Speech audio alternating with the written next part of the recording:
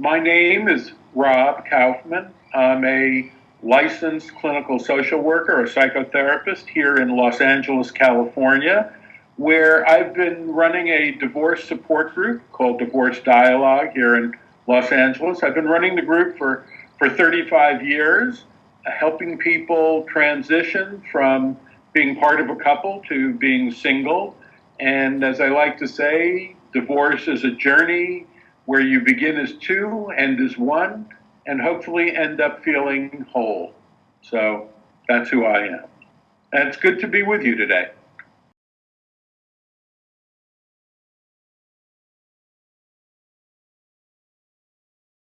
Well, it's fairly common, and in most situations, one wants a divorce and one doesn't. Um, the few exceptions where they both want divorce, there's not a lot of conflict and it tends to not be very volatile.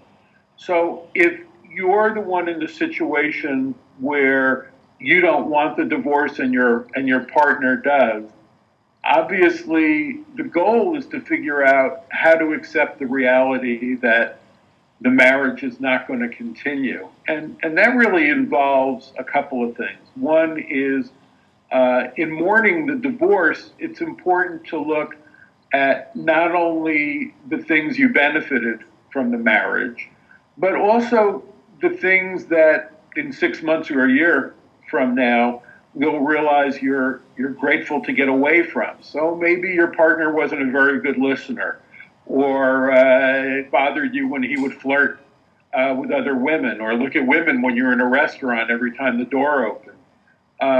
Or you're grateful to be away from your wife because she mismanaged money, or you felt controlled by her. So in doing that, it helps you come to terms with the reality. I would say the biggest problem people have when they are told their partner wants a divorce is they're afraid of the future. They're afraid that their life will be ruined. Either if they receive support financially, they're afraid it will never be enough for them to live the way they want or grew accustomed to living. If you're on the end where you don't want the divorce, but you have to pay, you feel it's unfair, you didn't want the divorce, and your fear is you won't have any money and you're going to be pushing a shopping cart around the rest of your life and be homeless.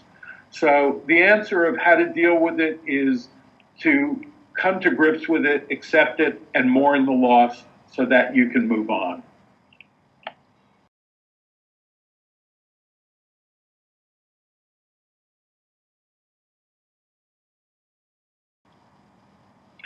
Well, first of all, it's important to distinguish between forgiveness and excuse.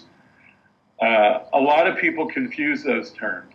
When you excuse somebody, you don't hold them responsible. Like when a child hits you in the face who's 2 years old, you don't you excuse that because you say, "Oh, that's a 2-year-old."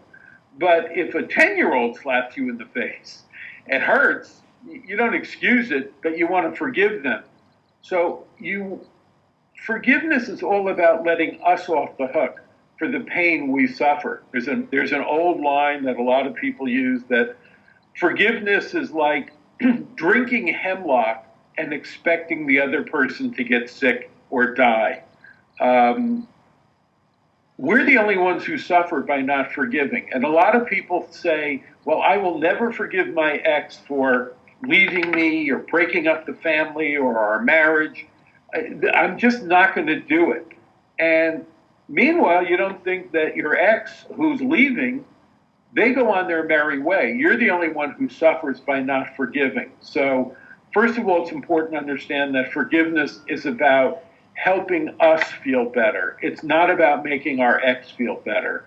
And the best way to forgive someone is to recognize the good things you got from the marriage. Maybe it helped you grow, gain confidence. Maybe you pursued something in the marriage as a result of your spouse or the marriage that you were too afraid on your own before, whether it's returning to school, opening a business, growing confident in yourself. Or a lot of people will say the best thing that comes out of their marriage are their children. So in forgiving, you have to recognize the good things that you got from the marriage and from your spouse, that it wasn't all bad, while at the same time recognizing that the things that bothered you, you're free of now. And looking at it more on balance and saying that if you don't want to forgive them, reminding yourself all the time you're the only one who's going to suffer, not your spouse.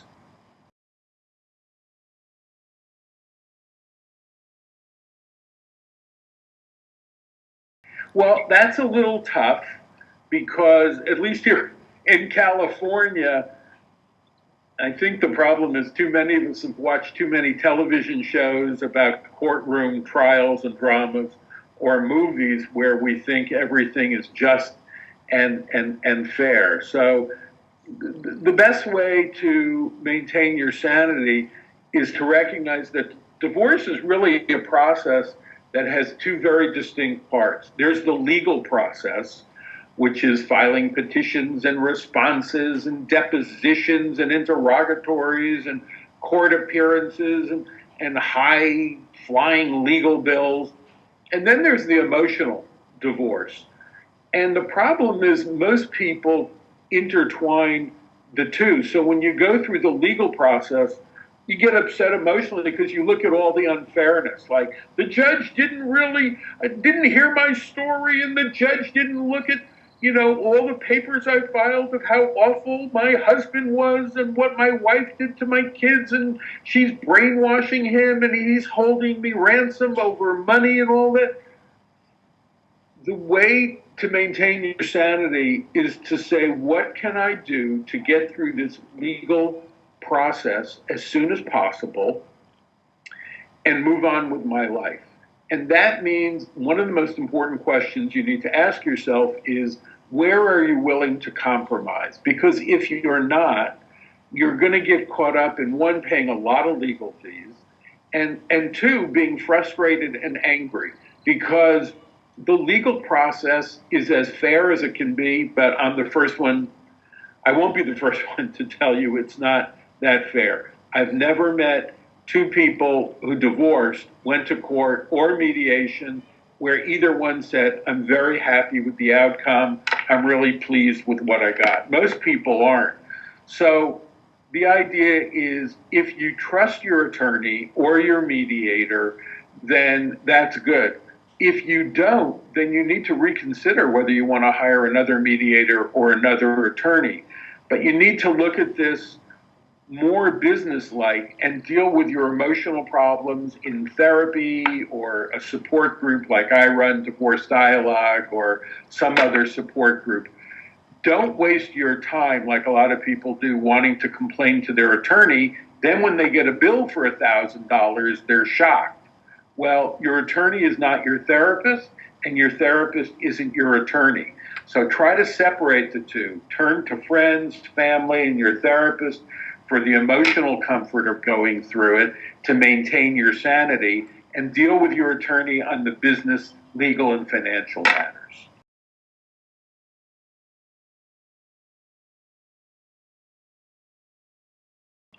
Yeah, that's a really good question, because a lot of people don't. One of the things I like to say that people have real problems with is, you can't be friends with your ex when you first separate, because there are only three reasons people want to be friends. The one who leaves wants to be friends to assuage their guilt, because if you can be friends with the person you left, you don't have to feel guilty when they say, you blew up our family, you blew up our marriage, especially when it gets complicated with things like maybe your partner, your spouse left you for your friend. I have a client now whose husband left her for her best friend. So she's pretty angry. So if you're the one who wants out of the marriage, you're going to want to be friends so you don't have to feel so guilty. If you're the one who was left in the marriage, you're wanting to be friends, hoping it will lead to a reconciliation and you can get back together.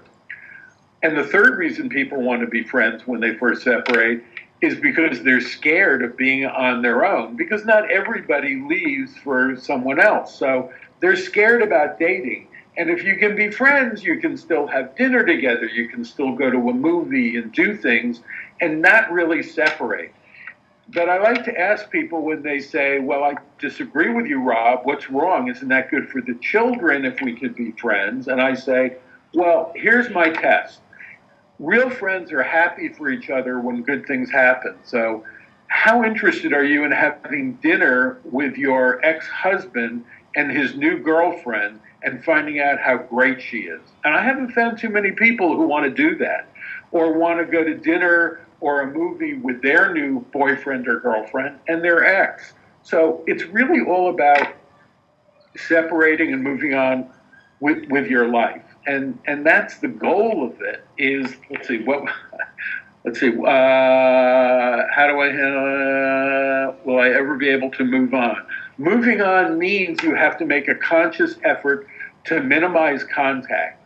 So you have to break old patterns. And the old pattern of, if my car's making a funny noise, talk to a friend or go to a mechanic you trust. Don't call your husband or your wife and say, what do I do? Don't call your ex to say, I have the kids this weekend, but I don't know what to do with them. Or I'm having a hard time at work. Well, I want to talk to you. Because what that does is it keeps you connected.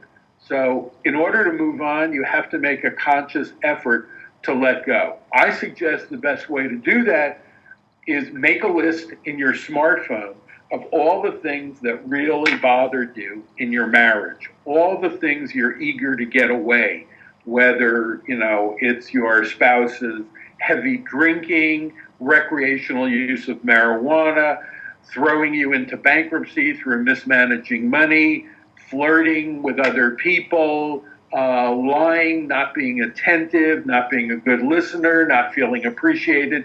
Make a long list of all the things that bothered you about your ex and your marriage. And every time you feel a pull on your heartstrings of you want to check this out, like your child just got into the college that was their first choice, and you think, oh, I really want to share this moment with my ex. That's going to keep you connected. Share it with other people and mourn the loss that you don't have that connection anymore.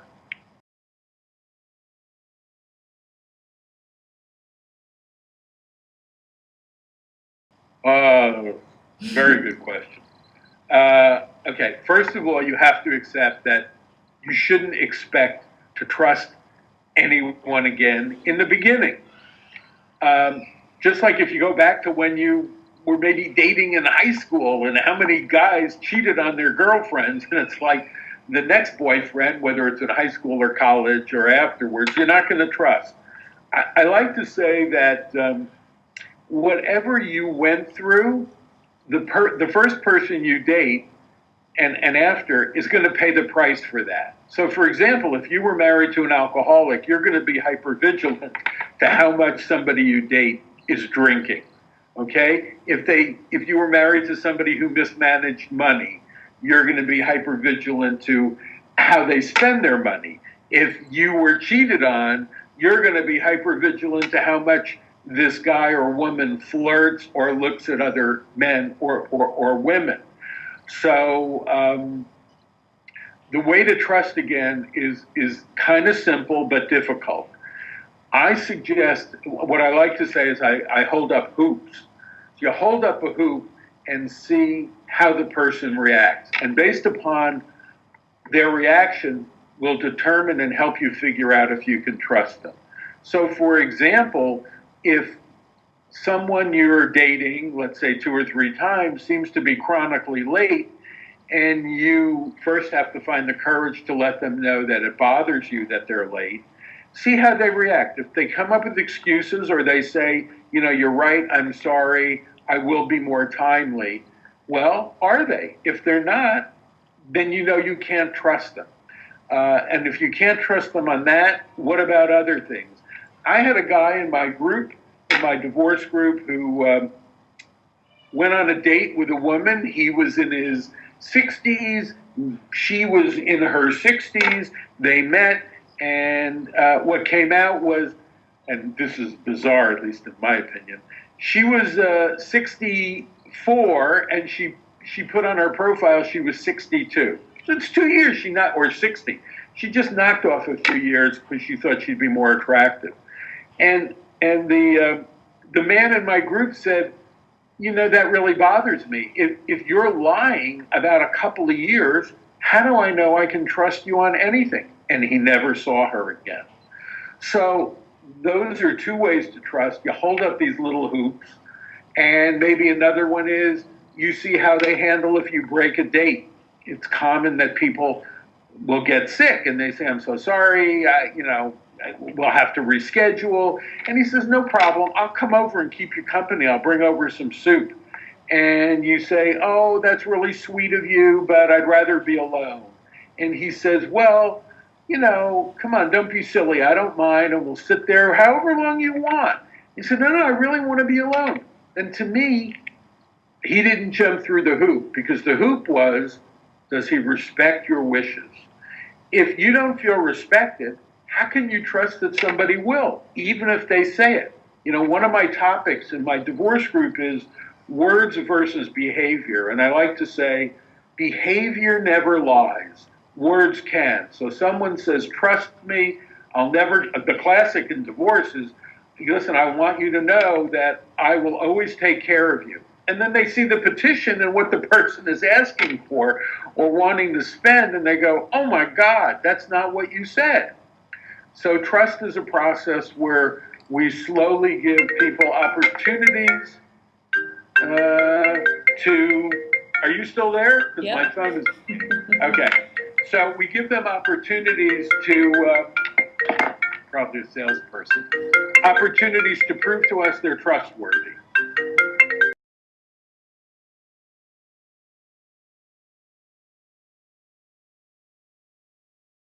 Yeah, that's tough. The way to do that is that we, hold on, I got to disconnect this so I can get back with you. The way we do that is we have to recognize that while we each play many roles in life, you're maybe a friend, a sister, a mother, daughter. When it comes to divorce, in general, there's two roles we take on. You're both a father and you're also an ex-husband. You're a mother and you're an ex-wife. And the real problem with co-parenting that I find is I really do believe and trust most people have their children's best interests at heart. What happens, though, is they intertwine their roles as mom and ex-wife with dad and ex-husband. So a simple example is to say things like, I need to talk to you about plans for the summer and what we're going to do with the kids. And the response is, well, you want them to go to a Bible camp and I want them to go to a sports camp, and that's fine to disagree and try to work out. The problem is people will say, well, why do you want to go take them on vacation or send them to camp then? Is this so you can go on vacation to Hawaii with your boyfriend? That's where you cross the line from being a parent, trying to co-parent, with being an ex-husband or an ex-wife.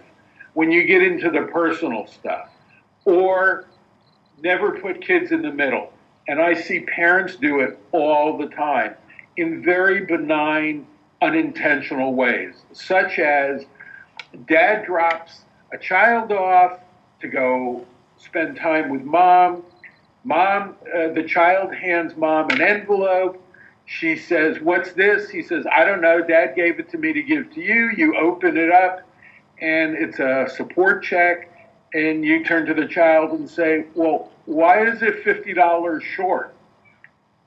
I don't know. The kid says, well, go ask your dad. And then the kid feels like, oh my God, I'm totally caught in the middle.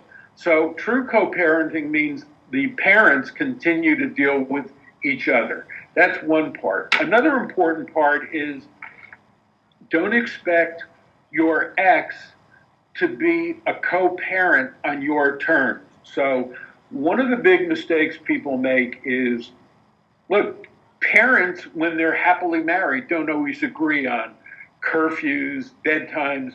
So what happens when one parent, and God knows I've seen this so often, one parent says, you need to go to bed at 9 o'clock here and when you're with your dad.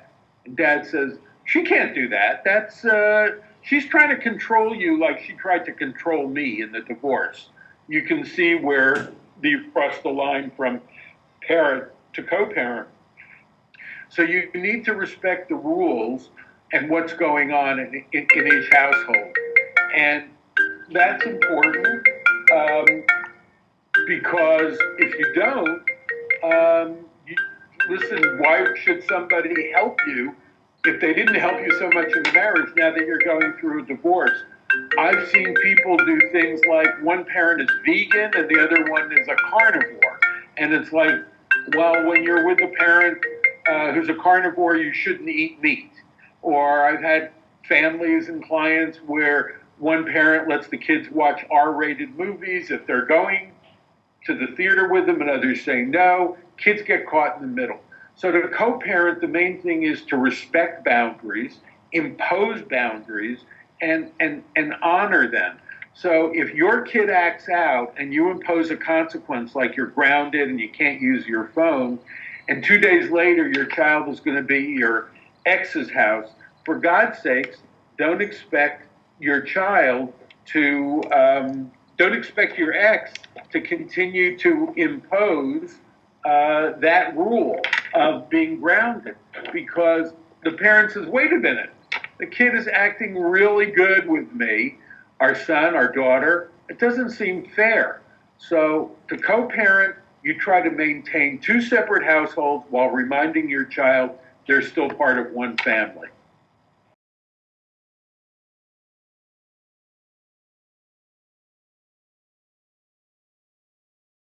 Oh, how do I feel whole again? Well, there's all these formulas on divorce of like, it takes 1 year for every 5 years you were married. I find, first of all, once the legal process of divorce is over, that's a big step, because one of the things I've observed in the 35 years I've run my divorce group is that people are oftentimes surprised when they're divorced. Let's say they're separated 3 years, and then they say, oh my God, suddenly I'm crying, I'm missing my ex, I'm regretting wanting to leave, I'm confused, I don't know, maybe I made a mistake. And they're kind of shocked. And the reason they're shocked is they figure, well, wait a minute, I've been going through this for 3 years. Well, the truth is, as long as you go through the legal process, you're so bombarded with legal fees, depositions, court appearances, conflict, negotiations.